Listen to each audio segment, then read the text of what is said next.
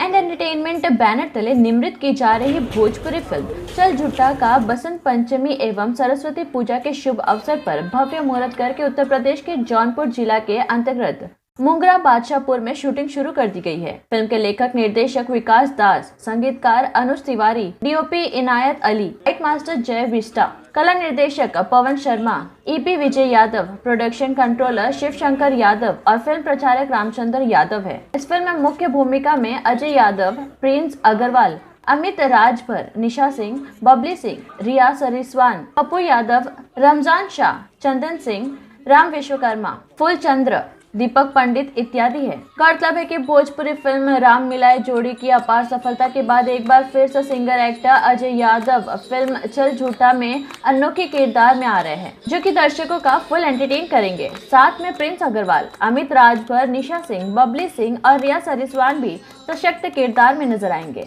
यह फिल्म ऐसे 3 नवयुवकों की कहानी है जो अपने आप में किसी नमूने से कम नहीं है। तीनों की धमाक चौकड़ी, खुराफात और सच झूठ में उलझे हुए ऐसे कारनामे करते हैं कि दर्शक रोमांचित होकर दांतों तले उंगलियां दबा लेंगे। तीनों नायिकाओं का किरदार काफी हटकर है, जो दर्शकों के लिए सरप्राइज होगा। यह फिल्म दर्शकों का भरपूर मनोरंजन करेगी।